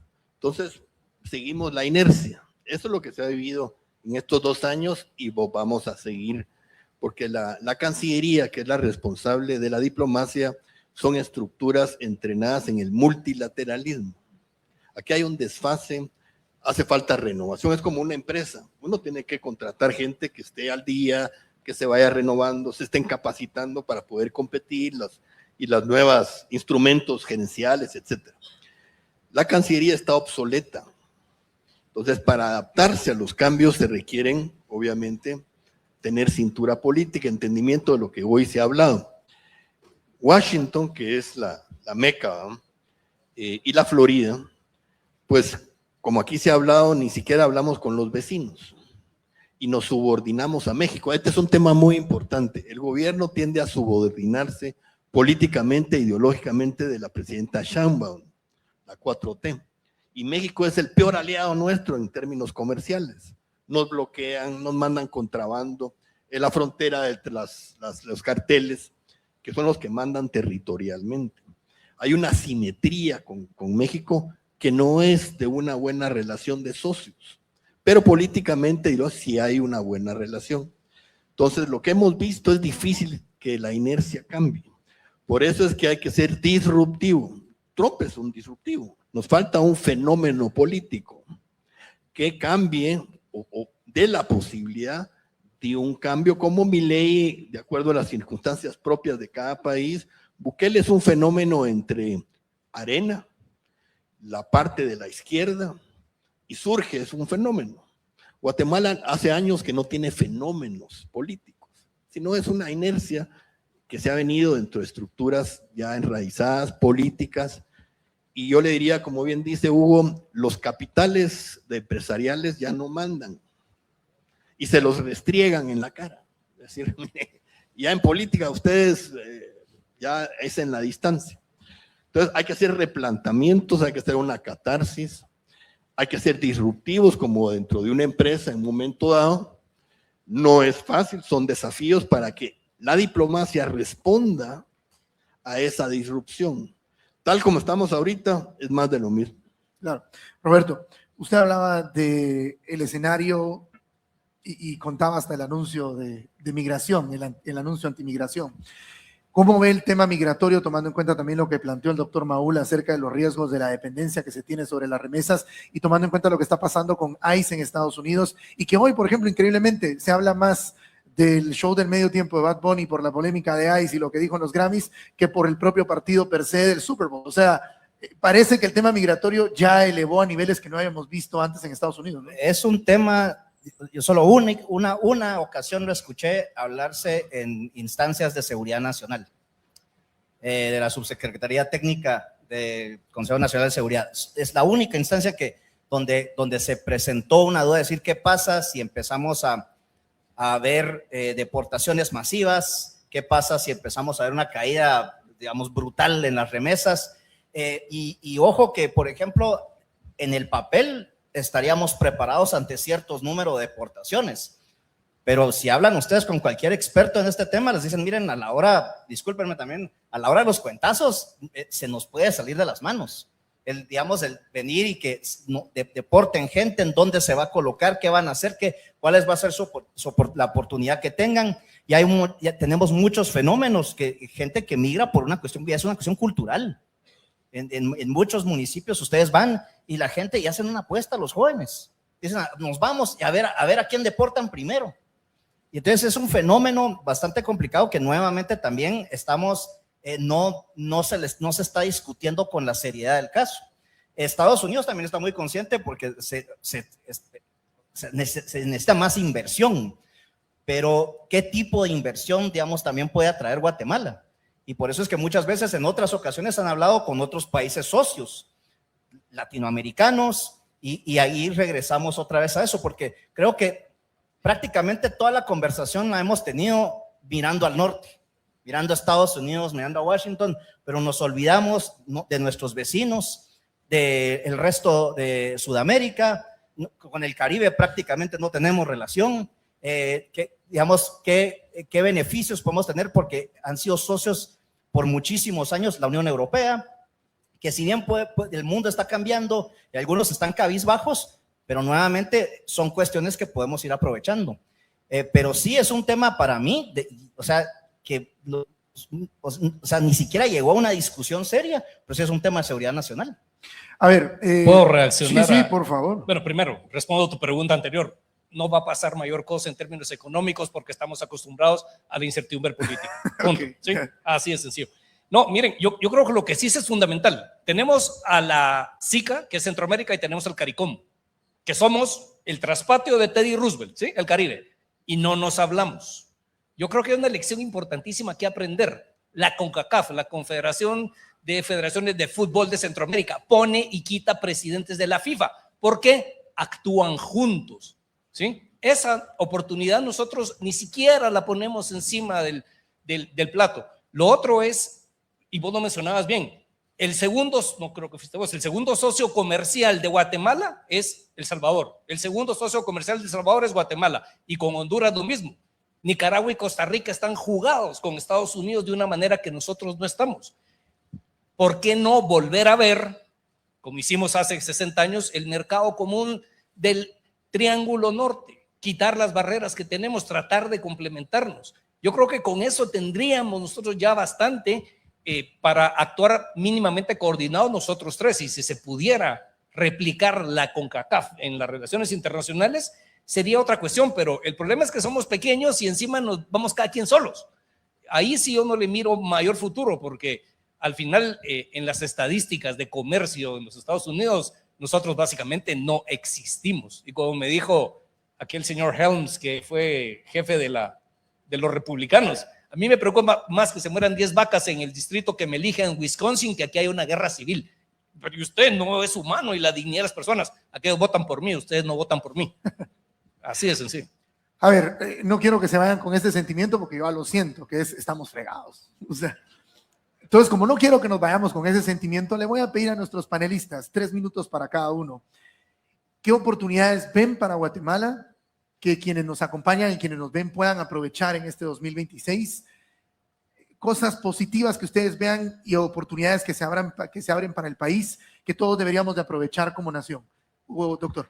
Sí, yo lo primero que creo que tenemos que aprovechar es esa buena relación que se tiene con el ejército de los Estados Unidos. No sé cuál sea el origen. Luis Fernando habló que aquí está el Southern Command, qué bueno que esté. La experiencia que tienen los ingenieros militares de los Estados Unidos construyendo infraestructura es de megaproyectos. Trasciende la mentalidad que tenemos en Guatemala de lo que es un megaproyecto. El libramiento de Chimaltenango no es un megaproyecto. Un edificio de 40 pisos no es un megaproyecto. Acabo de estar en Panamá y visité el túnel que pasa debajo del canal. Estamos hablando de proyectos de muy largo plazo que requieren amplios financiamientos y que requieren una institucionalidad de seguridad jurídica que nosotros no tenemos. Entonces, ahí tenemos un socio comercial, un socio militar que nos quiere apoyar. Yo creo que, aunque no nos da de comer hoy, puede ayudarnos a transformar un sector en el cual no hemos hecho grandes obras de infraestructura. El segundo punto que creo que es importante, aprovechar el momento que tiene el mundo, que es un momento de baja inflación. La inflación no va a ser una preocupación para países como Guatemala el próximo año o el año 2027. Eso de alguna manera beneficia a las familias porque preserva el poder adquisitivo y también de alguna manera también permite hacer una mejor planeación a largo plazo en las distintas, en los distintos sectores económicos. Lo otro que creo que hay que aprovechar y es importante es explorar los mercados cercanos. Aunque la vocación de la empresa no sea una vocación exportadora, tener a Honduras, tener a El Salvador, incluso tener al sureste de México, con todos los peros de exportar a México. Tenemos un mercado mucho más grande que Guatemala que podemos aprovechar y que tenemos que empezar a ensayar y experimentar de cara a este cambio de reglas del juego que están habiendo en el mundo. Y lo otro que creo que es importante es que tenemos que mostrar un frente unido ante decisiones políticas de materia económica que pueden ser muy dañinas. El salario mínimo no puede seguir aumentando por decreto en Guatemala. Eso no solo afecta al sector exportador, al sector agrícola, afecta a todo el país, sobre todo en la generación de empleo formal. Creo que es importante cerrar filas todos los sectores, todos los empresarios y que el gobierno lo sepa y que sepa que las consecuencias de esas decisiones son negativas para el país, mucho más en este entorno. Y en términos generales, creo que lo importante que tienen los guatemaltecos es que sí, el mundo está cayéndose a pedazos, el país está cayendo a pedazos, pero aquí nacimos, aquí crecimos, así nos gusta. Entonces, seguir creyendo, confiando, invirtiendo en Guatemala, como dice uno de los, no sé si es patrocinador o no de este evento, pero miren, si nosotros mismos no creemos y no vendemos nuestro país, difícilmente lo va a hacer alguien más. Y demandar que los cambios se hagan y no ser ajenos a lo que está pasando más allá de nuestras empresas, porque al final, si no participamos, nosotros sí vamos a ser afectados por las cosas en las que no participamos. Embajador, misma pregunta, 3 minutos, adelante. Mire, hay una inercia económica de crecimiento por las remesas que son exponenciales. En cada 5 años se duplica el valor de las remesas. Yo no veo una baja, entonces el sector empresarial está cómodo con el consumo que hay en el país. No hay una presión social fuera de la migración, que hay unos ciertos desafíos, pero para el futuro y para entender los cambios que se están dando, hay que ir más allá de la empresa. Las empresas dependen mucho de la política pública, de la certeza. Mientras no haya una coherencia institucional, vamos a estar en lo mismo. Yo le sugiero a la AGG, porque entre empresarios se entiende más fácil, reunirse con los homólogos de El Salvador, con los homólogos de Honduras, porque hay que predicar cómo a través de las empresas o las organizaciones empresariales discutir a nivel del Triángulo Norte, ya que hay políticos o presidentes de derecha, cómo consolidar operaciones en el Triángulo Norte. Algunas empresas grandes ya lo han hecho, pero ya hay brecha abierta. A lo interno, la política siempre va a ser un desafío, pero si se guarda silencio y se deja que un grupito tradicionalmente influyente decida en nombre de los empresarios, y la AGG puede tener un rol, una vocería distinta a través de su contribución cívica. No es política, pero de lo cívico salta a tener criterios políticos. El que se queda callado cívicamente, que es lo que hemos hecho por mucho tiempo. Yo los invito como gerentes, como propietarios. El empresario tiende a buscar la innovación, los cambios, el crecimiento, es el DNA. Y para eso la adaptación es crítica. En política eso es lo que está trazado, los cambios. Entonces hay que organizarse, hay que predicar, hay que conversar, tener su propia diplomacia, porque tampoco hay que esperar a la parte política. En sus visitas, sus contrapartes en México y en Estados Unidos, yo los invito a acercarse a la Florida. Les cuento una historia. Yo sugería a la Universidad del Istmo que y está desarrollándose una relación con la Florida International University. Tenemos que a nivel académico relacionarnos con ciertas universidades de los Estados Unidos para ir subiendo los estándares en diferentes campos que benefician a la productividad del país, porque no todo es política, no todo es diplomacia. También la academia necesita un poco renovarse. Y hay universidades que van a la avanzada. Pero hay que dar pasos, y yo los felicito como AGG. Esto, me imagino, son programas que van a dar continuidad, pero ustedes juegan un valor importante para el futuro del país. Roberto Barnes, cierro con usted. Misma pregunta. Sí, muchas gracias. Aprovechar la posición geográfica, es geoestratégica. O sea, pasamos décadas sin tratar el tema de ampliación de Puerto Quetzal. No nos quejemos ahora que vinieron los gringos y nos van a echar la mano. Ya está hecho eso, aprovechemos.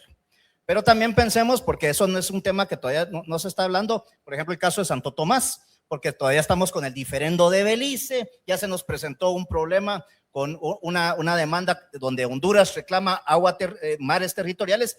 Eso puede dejar encerrado al país. Nadie está hablando de eso, ni políticos, ni empresarios, ni nadie. Nuevamente hay que pensar, hay que adelantarse, como decía Hugo, esos proyectos de largo plazo, hay que pensar en eso. Y luego sí, digamos, o sea, no podemos bajar los brazos, hay que encontrar nuevos liderazgos, y parte de esos, de encontrar esos liderazgos o abrir espacios para esos liderazgos en temas de política interna, ya salir de políticos corruptos y de políticos chambones. Eso diría yo. Gracias. Bueno, les quiero agradecer a todos. Yo cierro con lo siguiente. Voy a tomar las palabras de uno de los panelistas. Hay que ser disruptivos. En una época de cambios, en una época donde estamos hiperconectados, donde la inteligencia artificial parece venirnos a cambiar muchas formas de análisis, trabajo y compañía con la tecnología de transformación digital, algo que se plantea como un reto importante ahorita es entender dónde estamos parados en el momento en que tomamos decisiones. Una de las grandes preguntas que me hacían era por qué era importante ponerle atención a este tema. Y estos temas que hoy se han hablado, si ustedes se dan cuenta, es lo que pasa en Estados Unidos, y lo mostraba la gráfica del doctor Maúl, nos afecta directamente al país, nos afecta directamente.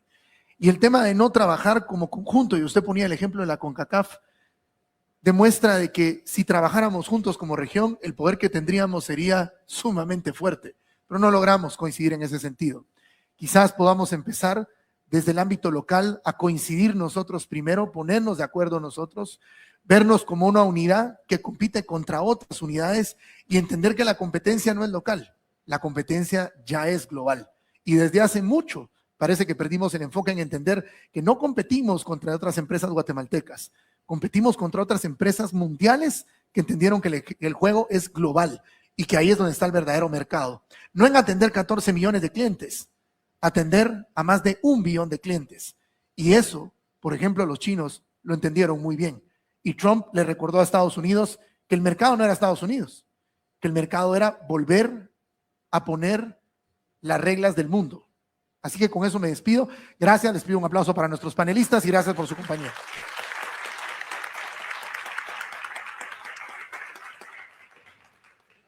Señores.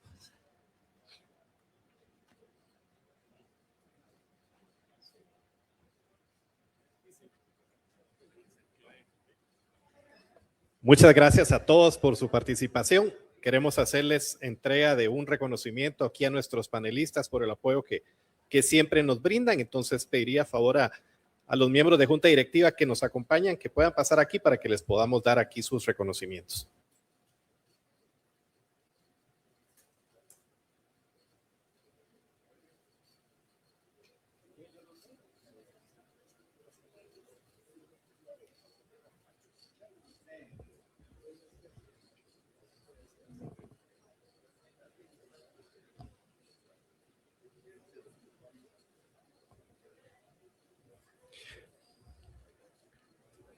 Hugo Maúl, por favor, un aplauso. Don Roberto Wagner.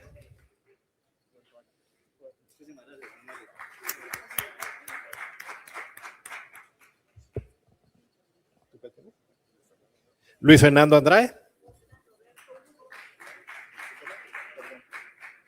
Para la foto. Y finalmente el de Guillermo Velarde.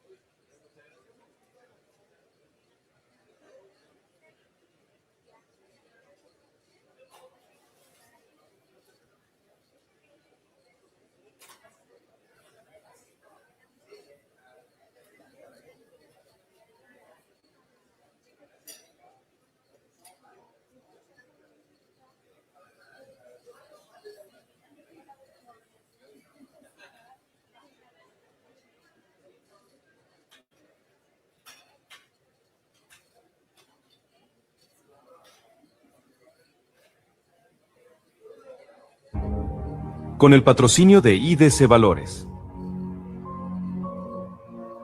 Desde nuestro programa de contribución cívica, creemos que comprender el mundo es el primer paso para transformarlo.